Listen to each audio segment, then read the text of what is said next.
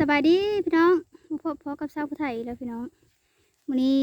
ปั้นข้าวแล้วซองไม่รู้พากันมาคุดเบิ้งหูเขตพี่น้องเลยเบิ้งดูเขตนะแม่เจ้าพากันคุดซองไม่รู้นะ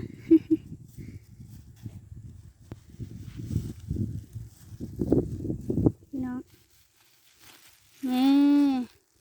ได้พอแจ้วเริ่มพี่น้องเดี๋ยวสิเอาพี่น้องเบิ้งอีกทีหนึ่งเลยพี่น้องเลยพากันคุดนี่พี่น้องเห็นอีละหูหนึ่งพี่น้องสงสัยแหละรับประกันคิดว่าตรงแม่นหูเขตนี่หูขี้ล่อห่างเด้พี่น้องหูเก่งๆนะเดี๋ยวสิลองคุดเบิ้งพี่น้องเลยสิได้บ่มารอลุ้นน้ำกันพี่น้องลุ้นน้ำกันนะพี่น้องเด้อสบายดีท่านหนึ่งเลยพี่น้องเด้อ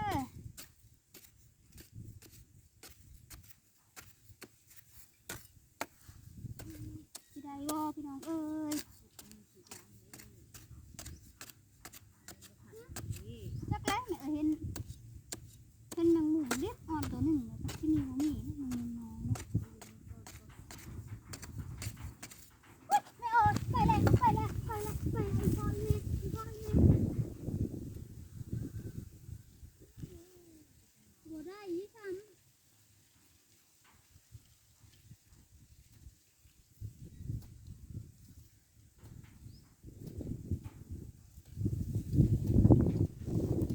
บ่ทันซ้ำตัวบักย่อนะพี่น้องเฮ็ดหน้าแม่บ่ทันมันซ้ำ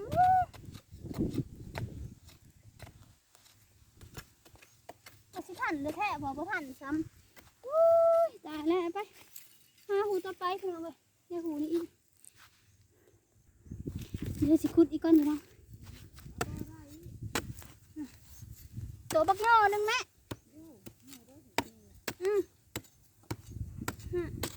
ยืนบักแข็งซีเมนต์มาตัวนี้นะระวังอยู่เลยพี่น้องก็ทำบ่ทันมันยืนบักแข็งนะ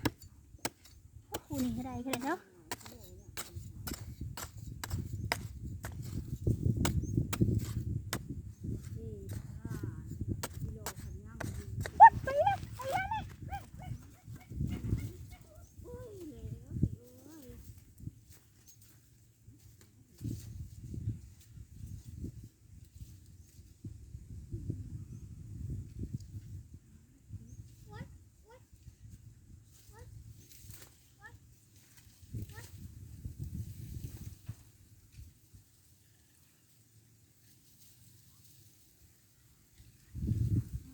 ทำไม่เอานี่เลย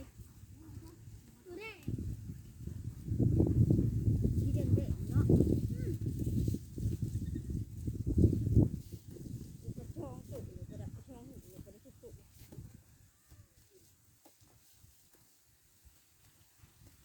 ไอ้ก้อยอยู่หนังจะได้เนาะก้อยไปตัวบักย่อนั่งพี่น้องมาทันซ้ำแม่ชาวผู้ไทยได้ตัวหนึ่งพี่น้องได้เพิ่มตัวหนึ่งไปมาซองโตเลยชาวผู้ไทยคุดกับซับบ่แม่ตัวเยอะเติบเลยเนาะเดี๋ยวปลาป่นกินพี่น้องเลยไปบ่แม่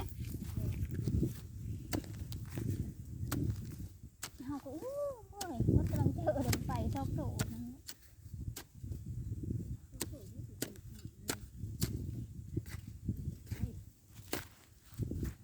ไหนก็ได้หุ่น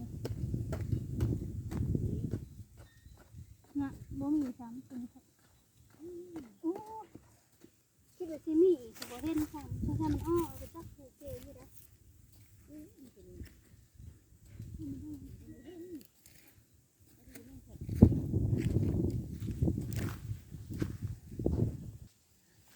เห็นบ่แม่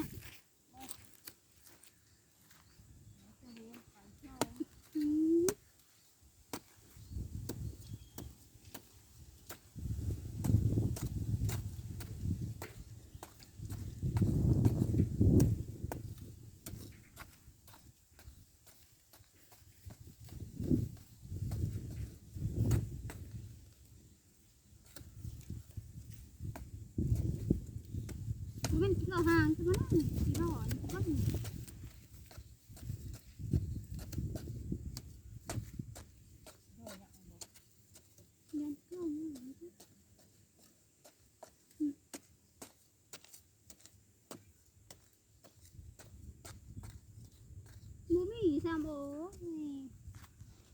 ว่าที่นี่เท่จะต้องหูเก่งเนี่ยบุได้หูมี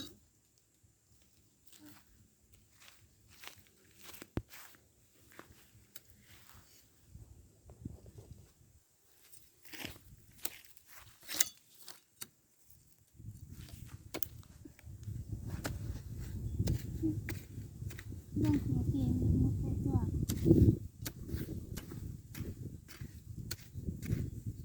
แล้วหมดแต่นี่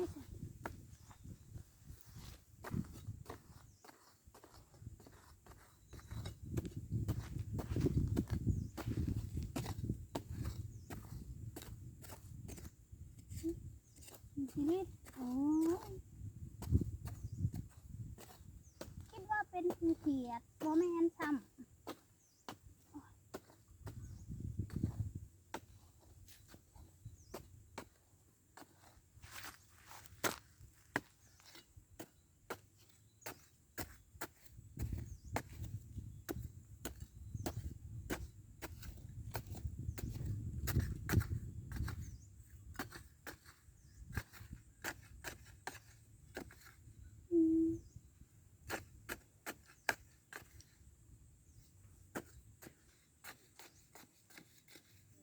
มันนี่เนาะ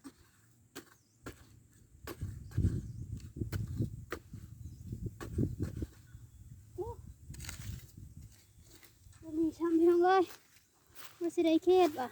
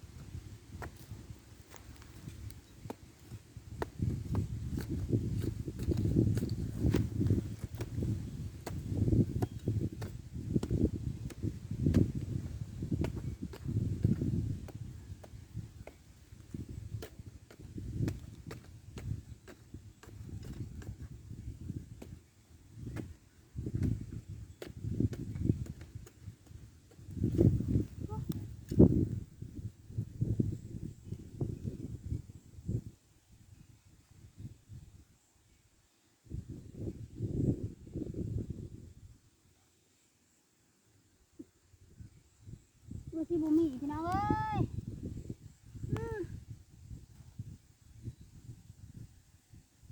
เดี๋ยวตัวนึงว้าเอาต่อไปอีกเสื้อทุ่งก่อนบ่นี่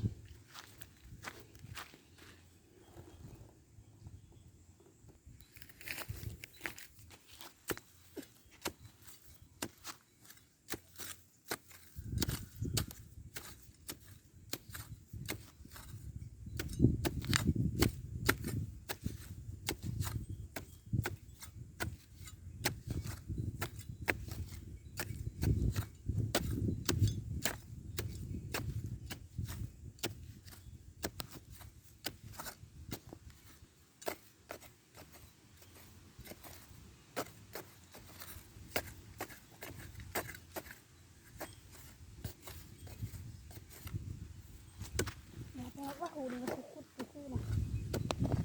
คุดซื่อๆนะบ่มีเจอโอ้ยคุดว่างนะพี่น้องเอ้ย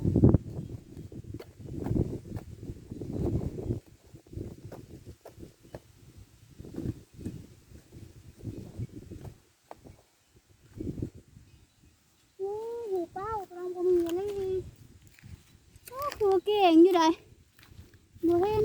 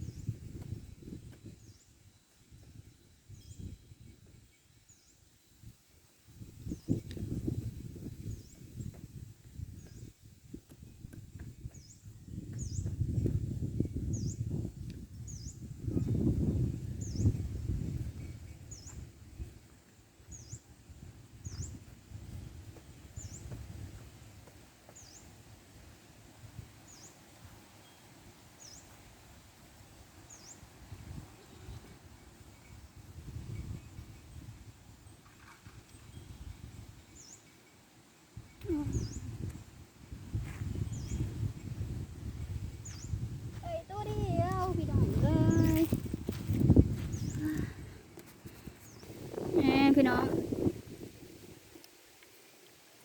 เขตพอป้นแล้วพี่น้องช่องไม่รู้พุดแถวเดินนี่แหละพี่น้องเลยก็จะได้จบคลิปซ้ำนี้แล้วพี่น้องขอมขอบเจอสำหรับการติดตามนะพี่น้องเด้อการรับชมนะพี่น้องเด้อเป็นกำลังเจอเฮอชาวผู้ไทยด้วยกันกดไลค์กดแชร์กดติดตามกดกระดิ่งนะพี่น้องเด้อคลิปนี้ก็จบซ้ำนี้แล้วพี่น้องเลยเดี๋ยวสิพากันคุดต่อไปอีกก่อนพี่น้องแต่ว่าได้ซ้ำนี้ก็ถือว่าคุ้มค่าเลยพี่น้องเลยนี่พอกินและได้ซ้ำนี้ก็เฮ็ดป่นกินพี่น้องกินกับผักกับหญ้าพี่น้องเลยเอาไปก่อนนะพี่น้องเด้อจบคลิปซ้ำนี้พี่น้องไปก่อนบ๊ายบาย